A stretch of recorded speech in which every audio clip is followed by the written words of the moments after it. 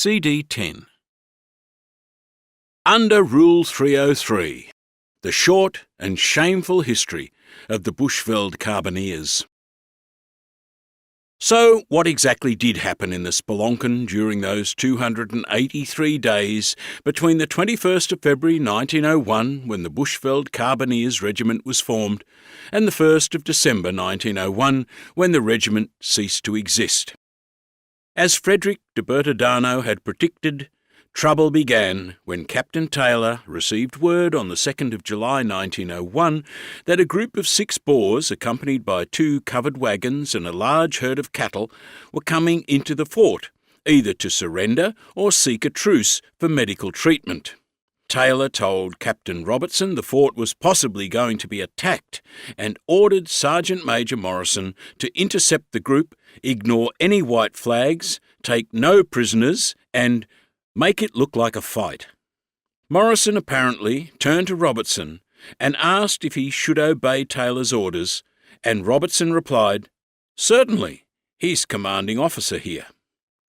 Morrison then sent Sergeant Oldham, Corporal Primrose and 5 other troopers from Sweetwater's farm to meet the group.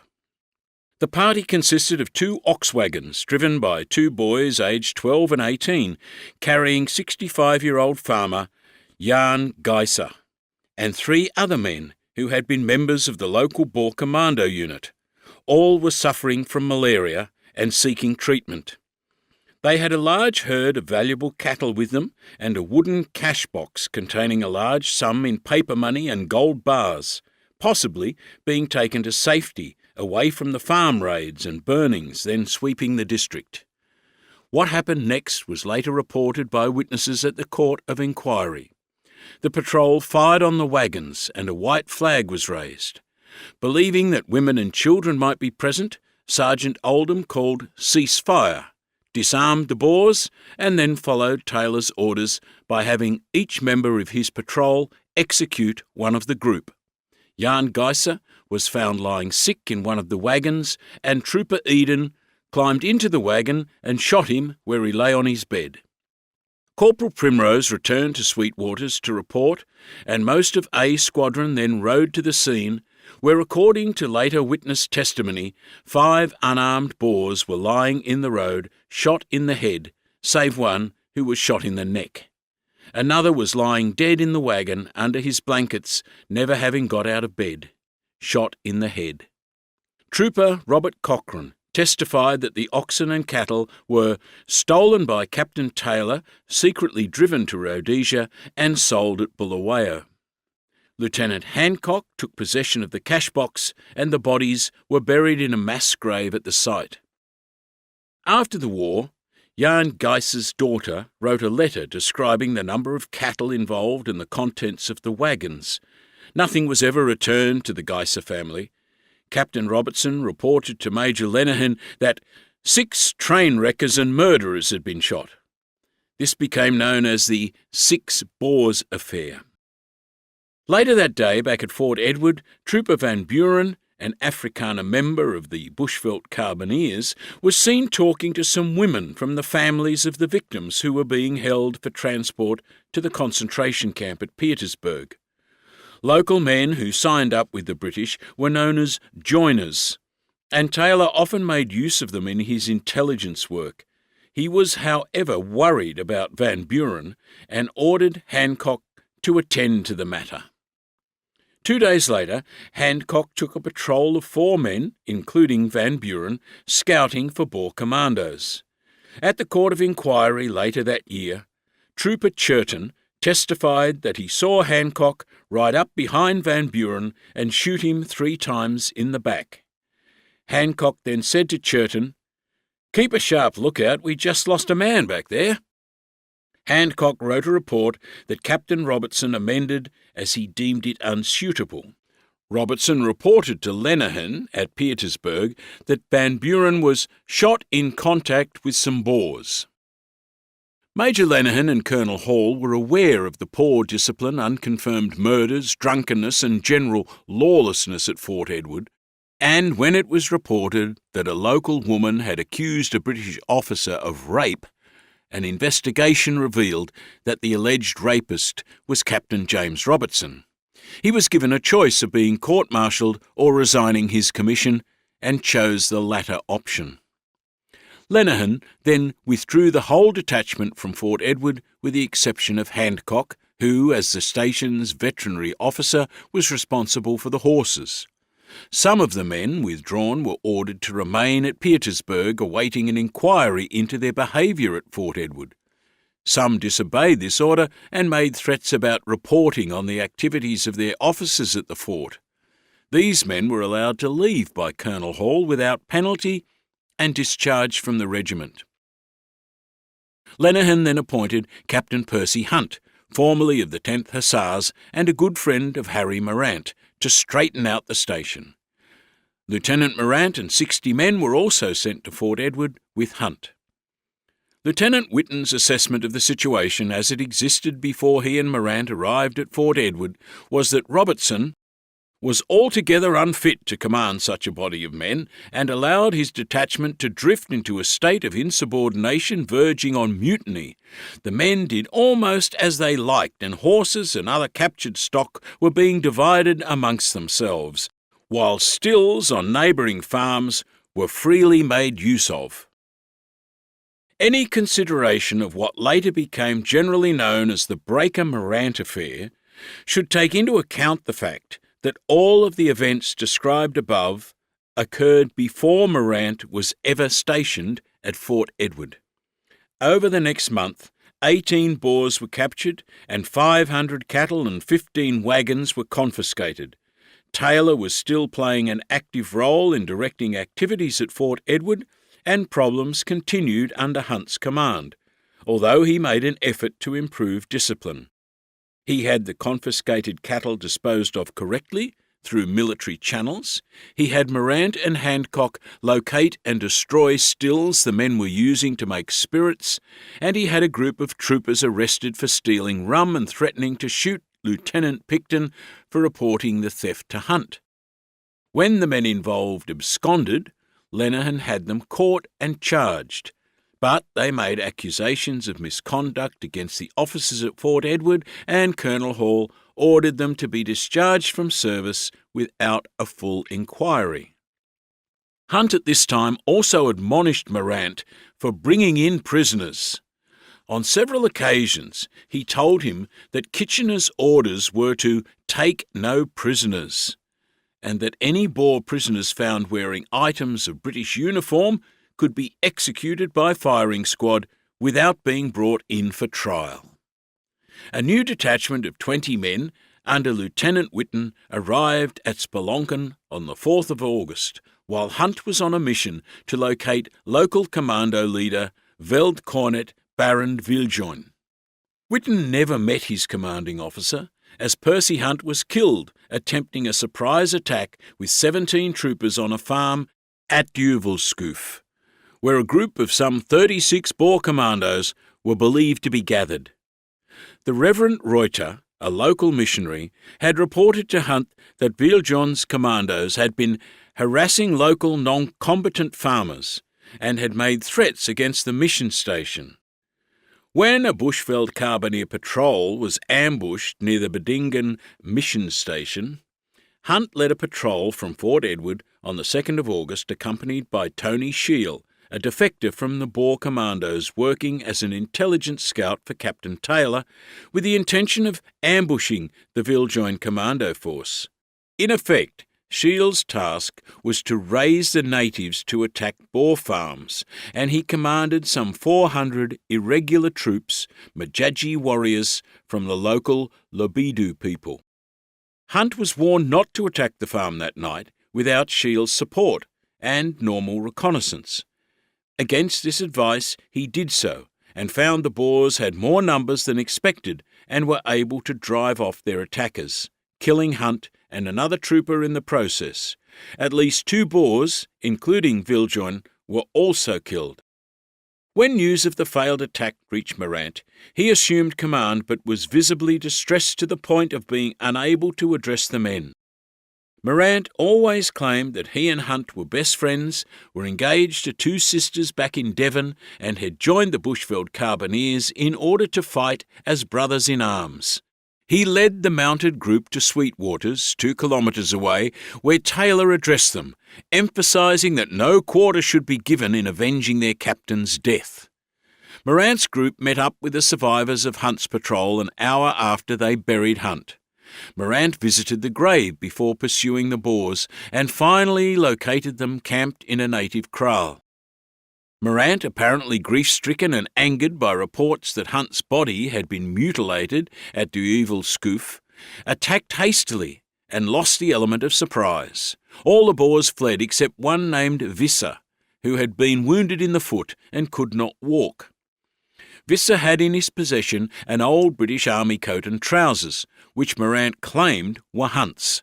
In spite of pleas and protests from Lieutenant Whitten, Morant had Visser shot by firing squad the next day. As he was too wounded to stand, he was shot while seated on the ground. After all the men in the firing squad fired, he was still alive, and Lieutenant Picton shot him in the head at close range. The trousers were later found not to be Hunt's, and the mutilation, which was said to be also apparent on the bodies of the dead Boers at Duivel Skoof, was thought by many to be the result of rituals performed by local Libido witch doctors. This must have been done after both sides had retired. However, it was also reported by those who buried Hunt that his neck had been broken and his face damaged. On the 22nd of August, a report reached Fort Edward that 8 prisoners were being brought in by a patrol. A detailed account of the events that followed was later written by Lieutenant Whitten. A patrol subsequently set out, consisting of Lieutenants Morant, Handcock and myself, Sergeant Major Hammett and 2 troopers. We first called at the office of Captain Taylor. Morant dismounted and had a private interview with that officer. I was not informed as to the nature of it. We went on, and Morant said that it was his intention to have the prisoners shot. Both myself and Sergeant Major Hammett asked Morant if he was sure he was doing right. He replied that he was quite justified in shooting the Boers, he had his orders, and he would rely upon us to obey him. I also afterwards remonstrated with him for having the prisoners brought in and shot so close to the fort, but he said it was a matter of indifference where they were shot. We met the patrol with the prisoners about 10 kilometres out. Morant at once took charge and instructed the escort to go on ahead as advance guard. I rode on in front of the wagon, and I did not see any civilians speak to the prisoners as we were passing the mission hospital. When we had trekked on about 5 kilometres, Morant stopped the wagon, called the men off the road and questioned them. Upon his asking, "Have you any more information to give?" they were shot. One of them, a big, powerful Dutchman, made a rush at me and seized the end of my rifle, with the intention of taking it and shooting me, but I simplified matters by pulling the trigger and shooting him. I never had any qualms of conscience for having done so. By just escaping death in this tragedy, I was afterwards sentenced to suffer death. While Morant and some troopers buried the Boers, Whitten returned to the fort with the wagons, dead men's belongings and the oxen, and handed everything to Taylor. Not long after Morant returned, a German missionary, Reverend Daniel Heese, who had been talking to the prisoners when the convoy stopped at the Swiss mission hospital, was seen passing the fort in his buggy on his way to Petersburg. At the Swiss mission hospital, Heese had spoken to the Boer prisoners, some of whom said they were afraid they would be shot.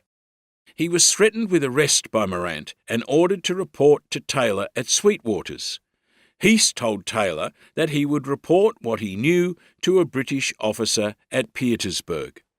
Taylor suggested he tie a white flag to his mule buggy, and Heese left. Morant then saw him passing the fort and rode out and spoke to him. When he returned to the fort, he told Whitten that he'd advised the man to wait until he could be escorted on the dangerous road, but the missionary had a permit to travel signed by Taylor. Morant then went to Sweetwaters and talked with Taylor. According to Whitten, Morant came back and talked to Lieutenant Hancock, who had his breakfast and went away again. Almost a week later, the missionary's body and that of his native servant Silas were found some distance off the road, 25 kilometres from the fort.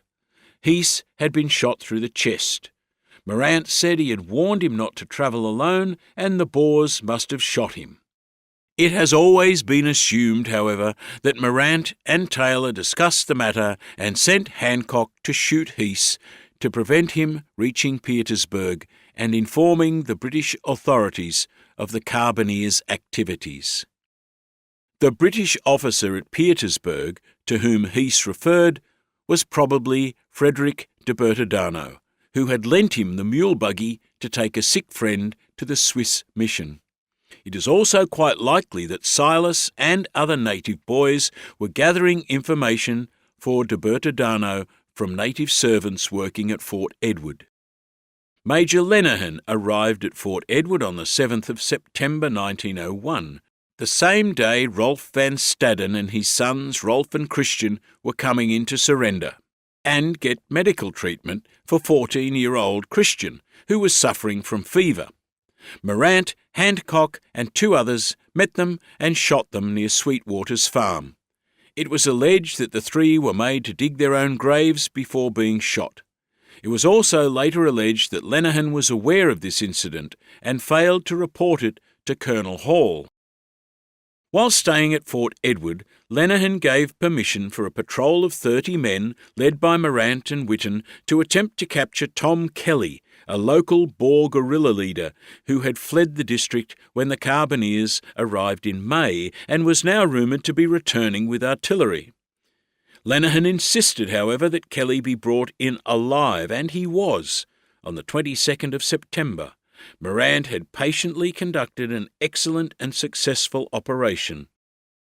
Whitten, who was full of praise for Morant's tactics, leadership and sang-froid, told the following anecdote about the long wait for dawn as they lay in ambush surrounding Kelly's camp. The night was intensely cold, but we lay there, within 50 metres of them until the first streak of dawn. During the night, a dog scented us and started to bark. A Boer got up and gave it a kick to quieten it, at which Morant remarked, "A man never knows his luck in South Africa."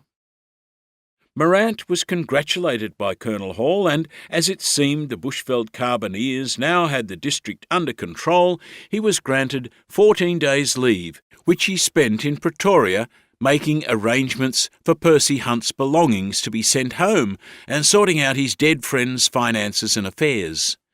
When he returned to Petersburg from leave, however, Morant was arrested and placed in solitary confinement. Fort Edward was abandoned and the detachment ordered back to Petersburg, where Lenihan, Hancock and Whitten were all placed under arrest on the 23rd of October. After a court of inquiry in November, they were informed of the charges against them, and in December they were told they would be tried by court-martial. Colonel Hall was transferred to India, and the Bushveld Carbineers were reformed as the New Petersburg Light Horse, the name they kept until the disbanding of the regiment in June 1902 at the end of the war. The men were held in solitary confinement for 3 months and refused permission to advise the Australian government of their position. On the 15th of January 1902, the men were shown the charges against them, and Major James Thomas was appointed to defend them. Thomas had commanded A Squadron, New South Wales citizens Bushmen at the siege of Eland's River Post. He had no experience in criminal or military courts. 4 Australian officers, Major Lenihan and Lieutenants Hancock, Whitten and Hannam, and 3 British officers, Captain Taylor and Lieutenants Morant and Picton, had charges made against them, as did Sergeant Major Morrison. Put in simple terms, the following 6 charges were made. 1. On the 2nd of July, 6 Boers captured and shot. Robertson, Taylor and Sergeant Major Morrison charged with murder while on active service. 2. On the 4th of July, Trooper Van Buren was shot. Hancock charged with murder. Lenihan charged with culpable neglect failing to make a report which it was his duty to make. 3. A prisoner named Visser was captured, court-martialed and shot. Morant, Hancock, Whitten and Picton were charged with the offence of murder. 4. On the 3rd of August, 8 Boers surrendered and were shot. Morant, Hancock and Whitten charged with the offence of murder. Reverend Heath shot. Morant and Hancock charged with the offence of murder. 5. On the 5th of September, Lieutenant Hannam ordered his men to shoot into 3 wagons and 250 rounds were fired, 2 little boys were killed and 1 little girl wounded. No charges were filed. 6. On the 7th of September, Morant had 2 Boers and a boy aged 14 taken prisoner and shot.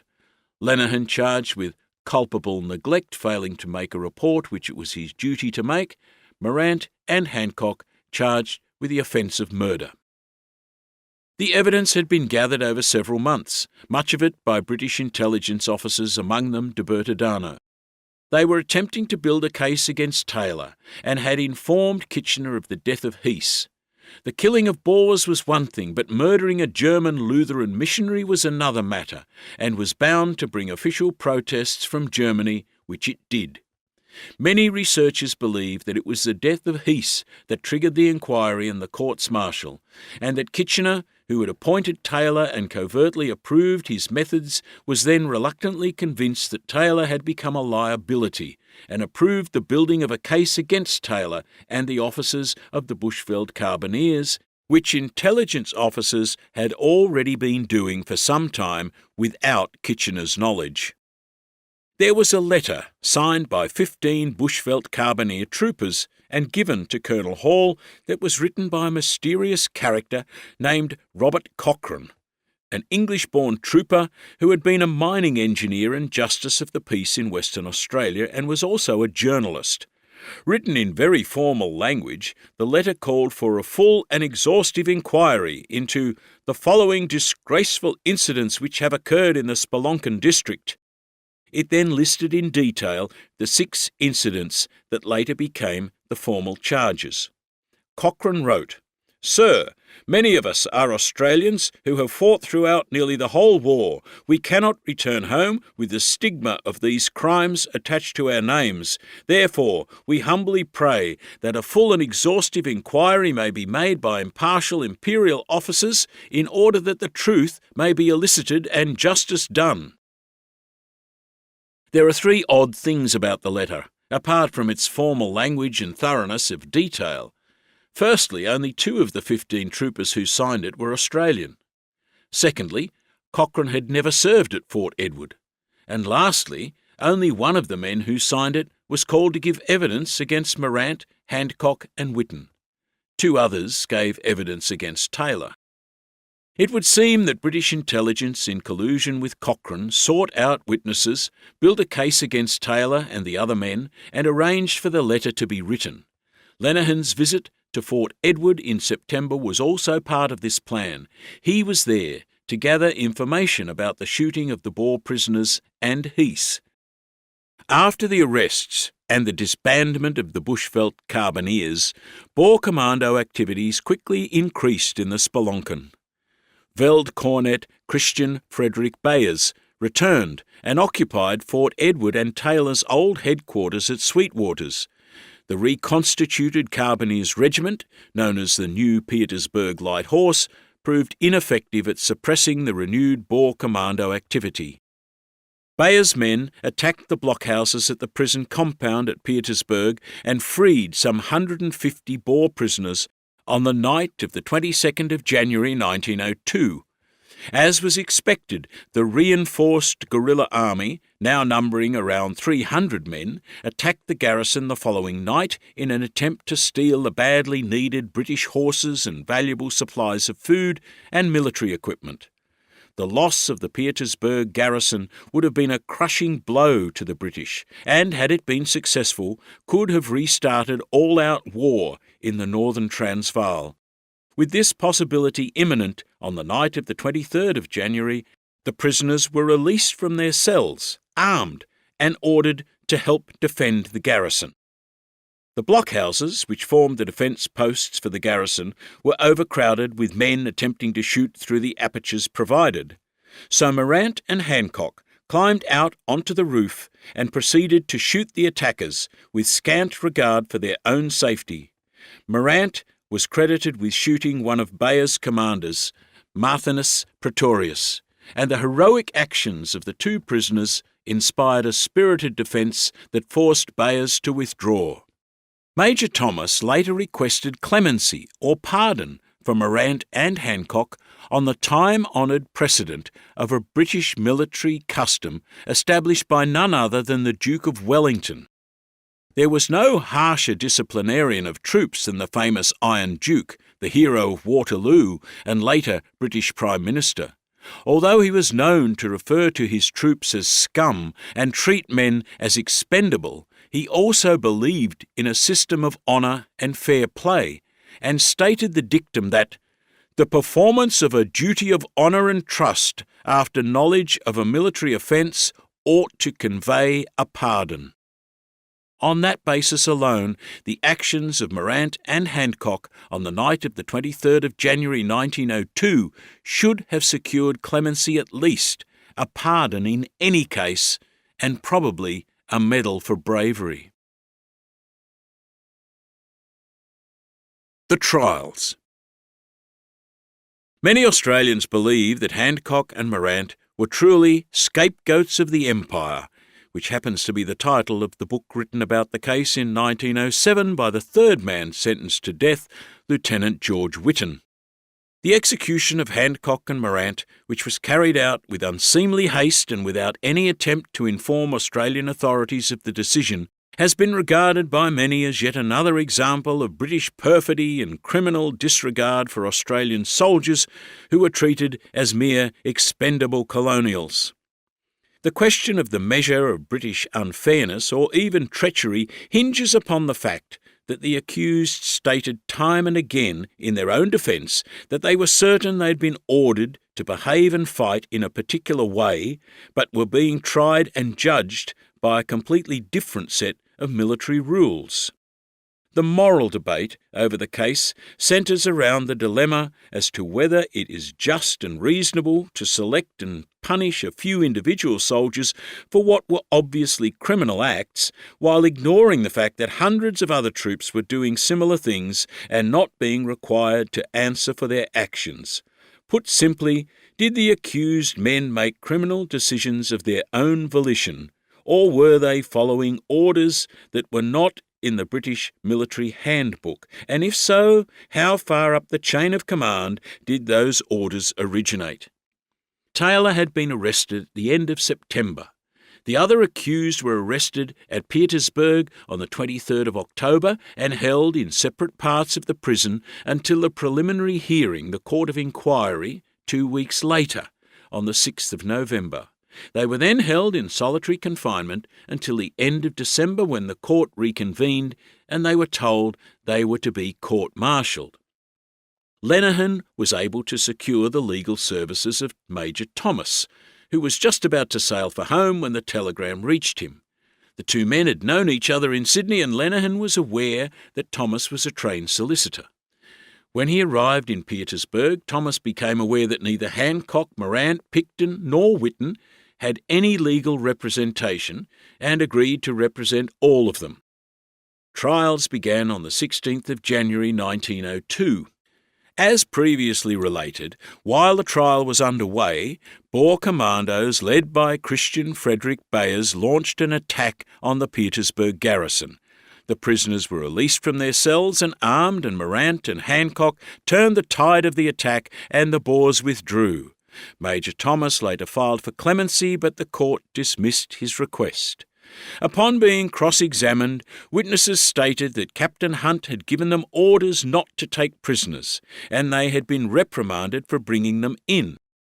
Morant stated that under Captain Hunt he had been clearing the northern district of Boers. He said he believed Captain Hunt acted on orders from Pretoria to clear the Spelonken district and take no prisoners. He stated that Captain Hunt told him that Colonel Ian Hamilton, military secretary, had given him the orders at Lord Kitchener's private house just before his departure to take charge at Fort Edward. Morant also stated in his defence that it was known that other units, notably the Canadian Scouts, Strathcona's Horse, and other brigades of Kitchener's, had acted in exactly the same manner. Morant stated that he never questioned the validity of the orders, he was certain they were correct. When questioned as to whether his open-air court-martial and summary execution of Visser had been constituted under the King's regulations, Morant famously replied, "No, it was not quite so handsome. As to rules and sections, we had no red book, and knew nothing about them. We were out fighting the Boers, not sitting comfortably behind barbed wire entanglements. We got them, and we shot them, under Rule 303. The verdicts and outcomes varied considerably. Lieutenant Hannam was not even brought to trial on the fifth charge, as there was some evidence that he was unaware children were present in the wagons, and some of those on the wagons had run when called to surrender. Lieutenant Picton was simply cashiered from the army. Sergeant Major Morrison was not convicted. Captain Taylor, who had resigned his commission when arrested, stood accused of ordering the massacre of 6 unarmed men and boys on the 2nd of July 1901 and the theft of their money and livestock and the murder of an unarmed native. All charges against him were dismissed. Captain Robertson, having been forced to resign his commission in July, turned prosecution witness and no charges were ever laid against him. He gave evidence against Taylor, as did Lieutenant Picton.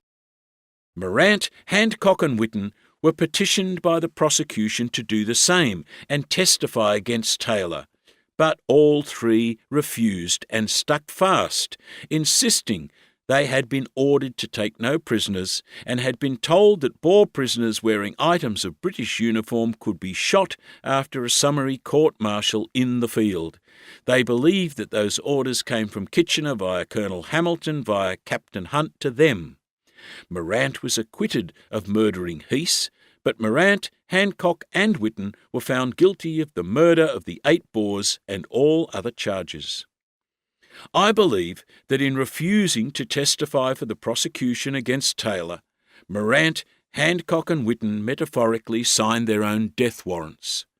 All three were sentenced to death, and Whitten's sentence was commuted to penal servitude for life. He was imprisoned in Britain, and there was strong pressure from Australia for his release, including legal advice from Sir Isaac Isaacs, who would later become Australia's Governor-General. Whitten was released in August 1904, but not pardoned. On the 27th of February 1902, Morant and Handcock were shot by a firing squad of Cameron Highlanders. There is certainly a case to be made that Morant and Handcock were victims of Kitchener's attempts to back down and soften the savagery of the campaign he had covertly approved against Boer civilians. The attempt to show that British justice existed even in war was a gesture meant to appease both the Boers and the Germans. It was also a token response to the voices of criticism at home in Britain. British welfare campaigner Emily Hobhouse published a report on the concentration camps in June 1901 that led Lloyd George to accuse the government of a policy of extermination against the Boer population. Liberal opposition party leader Henry Campbell Bannerman asked in Parliament, "When is a war not a war?" and gave the rhetorical answer, "When it is carried on by methods of barbarism in South Africa." Labour peer Thomas Pakenham described Kitchener's scorched earth tactic as organised like a sporting shoot, with success to find in a weekly bag of killed, captured and wounded, and to sweep the country bare of everything that could give sustenance to the guerrillas, including women and children. In Kitchener's defence, he was merely taking the measures put in place by Lord Roberts to another level, and was constantly being criticised in South Africa by the governor of the Cape Colony and others for not doing more to annihilate the Boers. It was the clearance of civilians that dominated the last phase of the war. 30,000 Boer farms were destroyed by the British, and Afrikaner men were hanged outside their houses. The plan included the systematic destruction of crops, the slaughtering or removal of livestock, and the burning down of homesteads and farms to prevent the Boers from returning to the fight. The concentration camp system saw whole regions depopulated. 45 tent city concentration camps were built for Boer internees, and there were another 64 for black Africans. Of the 28,000 Boers taken as prisoners of war, 25,630 were sent overseas, so the vast majority of Boers remaining in the local camps were women and children. Women whose husbands had not surrendered were given less rations than those whose husbands had been killed or transported to prisoner of war camps in Bermuda, Canada, St Helena and other parts of the Empire so they could not rejoin the fight. The official combatant death toll from the Second South African War is an odd statistic. Official British Army losses were around 22,000 men, and Boer Army losses around 4,000. However, it is estimated that between 26,000 and 28,000 people, 1/4 of all internees, almost all women and children, died in concentration camps of disease and starvation. Banjo Patterson, as a war correspondent, was appalled at the acts of brutality carried out by British troops against Boer civilians.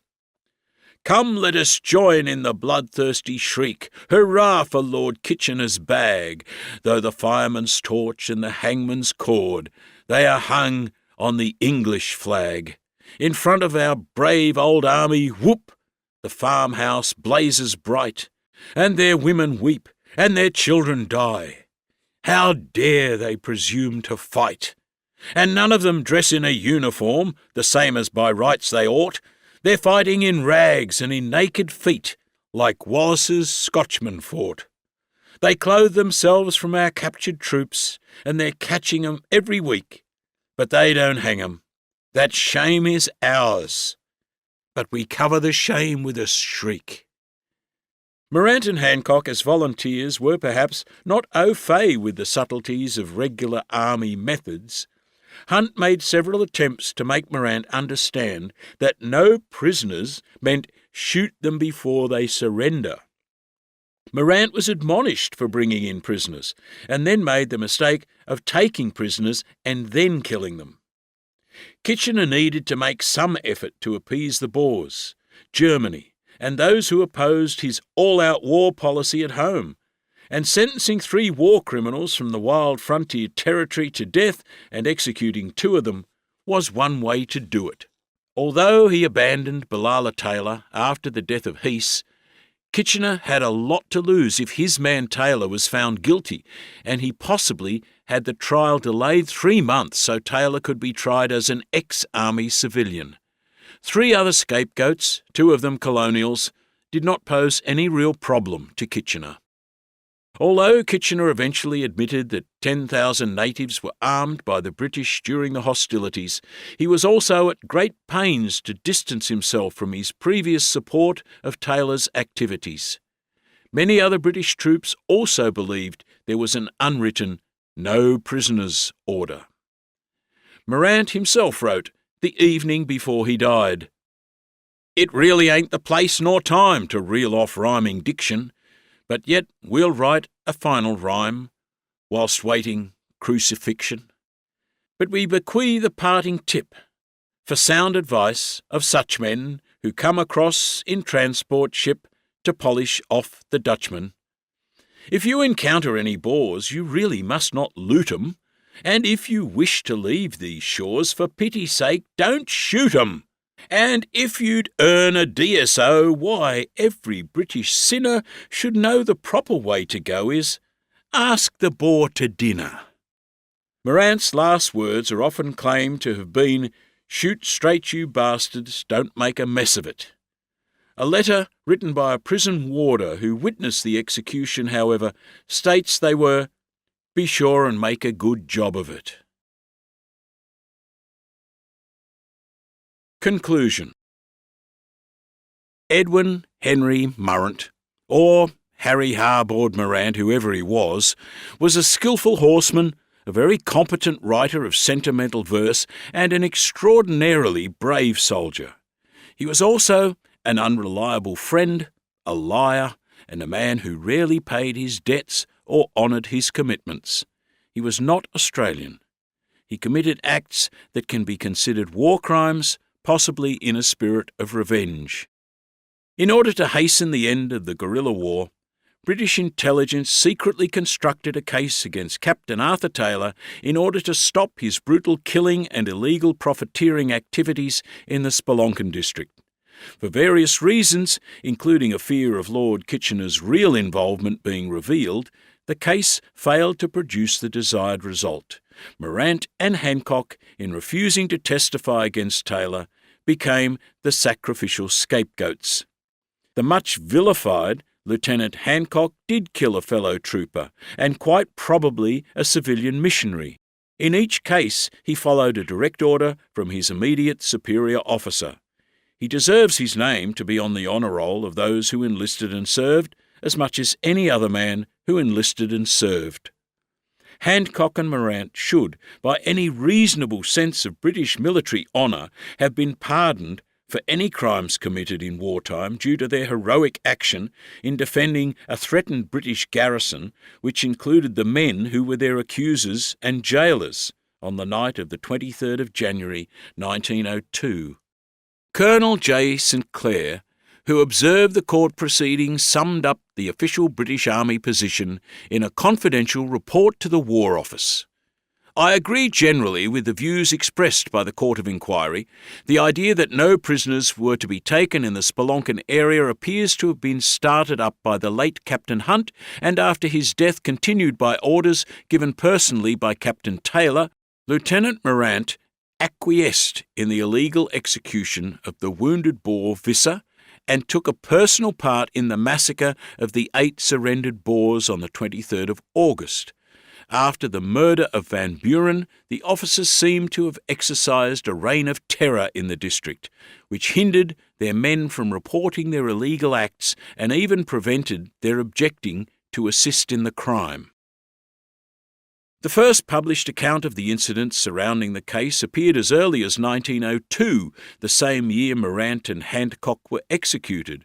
It was a little book titled Bushman and Buccaneer, a memoir of Harry Morant, His Ventures and Verses, written by Australian journalist Frank Fox under the pen name of Frank Renard, with a cover drawing by Norman Lindsay.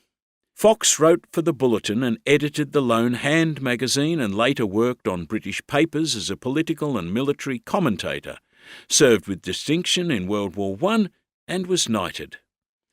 In 1907, the other man originally sentenced to death, Lieutenant George Whitton, published his account of the affair, Scapegoats of the Empire.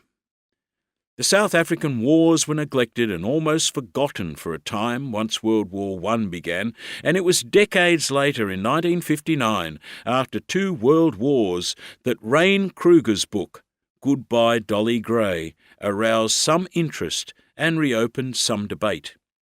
Prior to the reawakened interest in the case in Australia, brought about by the Bruce Beresford film in 1980, there was Breaker Morant, A Horseman Who Made History, by Frederick Cutlack in 1962, The Breaker, a novel, by Kit Denton in 1973, and In Search of Breaker Morant, by Margaret Carnegie and Frank Shields in 1979. Bruce Beresford's film, Breaker Morant, was actually based on a play by Kenneth Ross, who successfully sued Angus and Robertson, the publisher of Denton's novel, for publicising that book as the source material for the film. Since that time, more books have been written, all attempting to uncover the truth behind the only execution by British firing squad of British soldiers in the Second South African War. Breaker Morant and the Bushveld Carbineers by Arthur Davey, 1987. The Bushveld Carbineers and the Petersburg Light Horse by William Woolmore, 2002. Shoot Straight You Bastards by Nick Blazinski, 2003. Breaker Morant, The Final Roundup by Joel West and Roger Roper, 2016. And Ready, Aim, Fire, Major James Francis Thomas, the fourth victim in the execution of Lieutenant Harry Breaker Morant by James Uncles, 2019. In 2009, James William Uncles, a Naval Reserve commander and barrister, sent petitions for pardons for Morant, Hancock and Whitten to both the Queen and the Petitions Committee of the Australian Parliament. In November 2010, the UK Ministry of Defence replied, "After detailed historical and legal consideration, the Secretary of State has concluded that no new primary evidence has come to light which supports the petition to overturn the original courts-martial verdicts and sentences." In 2012, the Australian Attorney General's Department announced that it would not seek a pardon for Morant from the British government, as a pardon for a Commonwealth offence would generally only be granted where the offender is both morally and technically innocent of the offence. Afterward. "Let the jury consider their verdict," the King said, for about the 20th time that day. "No, no," said the Queen. "Sentence first, verdict afterwards." Alice's Adventures in Wonderland, Lewis Carroll, 1865. Understanding our culture and society in order to make what we call human progress is like rowing a boat. We advance by looking backward while moving forward. If we don't understand where we are coming from, we can only move forward in ignorance and repeat the mistakes of the past. The truth about past events is always somewhere in the background circumstances in which they occurred. If you study the politics and mercenary motivations of those involved, the social conventions, religious beliefs and nationalistic agendas of the time, you will stumble upon the truth eventually. It's all there, somewhere in the past. We choose to ignore or misunderstand the past at our peril. If you apply a whole new set of rules to history, you risk drifting into some sort of parallel universe where nothing really makes sense, a wonderland of your own creation where, in effect, you can easily falsify the past. The reason I chose to use quotations from Lewis Carroll throughout this collection, apart from the fact that they make me laugh a lot, is quite simple. The worlds Alice encountered down the rabbit hole and through the looking glass, and the world in which the elusive Snark was hunted, are worlds in which real history does not exist. They are worlds full of furphies. Finally, here is one last example of this, from our not-so-distant past. Well, from the early 20th century, which is a century ago, admittedly, but doesn't seem that long to someone my age. It's a story about how someone who was much loved and very famous could, within a few decades, be best remembered for something that never happened. Roy Reen was born Henry van der Sluis in Adelaide in 1891. With his irreverent and unique style of comedy, he was the most popular variety act in Australia for the first half of the 20th century. He shaped the Aussie sense of humour through his stage appearances and the character Mo Mackaki in the radio program Mackaki Moments. His material ranged from corny wordplay and slapstick to character comedy. On radio, he was always hitting his cheeky son, Harry, and exclaiming, "Cop that, young Harry!" Other Mo catchphrases like "Strike me lucky" and "You beaut" became part of Aussie vernacular. The radio character of Spencer the Garbage Man, played by actor Harry Avondale, provided Mo with plenty of opportunities for low comedy, olfactory jokes and the catchphrase, "Oh, phew!" Another running gag in the radio show consisted of Mo attempting to recite a poem titled The Barmaid and the Butcher, but never being allowed to begin. While Mo's comedy often suggested that he was about to be vulgar, he never was. By today's standards, he was very politically incorrect, but never overtly vulgar. In fact, he was scathing about performers who crossed the line into what was then called blue comedy and was remembered by his wife and children as almost prudish in his private life. Oddly, however, the most repeated story about his theatre performances is about a very crude routine that he is supposed to have performed with his partner of many years, Nat "Stiffy" Phillips. The routine supposedly had Mo visiting an optometrist, played by Phillips, for an eye test. Every time Phillips wrote F on a blackboard, Mo read it as K. The punchline of the routine has Phillips asking, "How come every time I write F, you see K?" Now, the interesting thing about this story is that it is the most common anecdote told about Mo's stage career. Whenever Mo's name comes up in conversation, you can bet someone will tell you the story, implying that Mo's comedy was often vulgar and bawdy. The truth is that there is no evidence that the routine was ever performed in any theatre anywhere in Australia or New Zealand where the two comedians appeared. There is no mention of the sketch in any old theatre program notes, and no one who knew the duo can ever recall them doing it, because they never did. It would have been totally outside Mo's style of comedy and unacceptable to theatre managers and Mo's audiences. The only time Mo was ever in trouble for going too far was in Adelaide in the 1920s, when he made a remark about the city's statues that drew a letter of complaint to the theatre. The sad thing about this furphy is that it completely distorts the truth about Mo's career and memories of his comedic style by making him remembered for something he never did. Finally, I maintain that the true stories are often far more interesting than the furphies anyway. You've been listening to Great Furphies of Australian History by Jim Haynes, narrated by Jim Haynes. Published by Wavesound Audiobooks, an imprint of W.F. Howes Limited. This work is copyrighted Jim Haynes, 2021. This recording is copyrighted 2021 W.F. Howes Limited.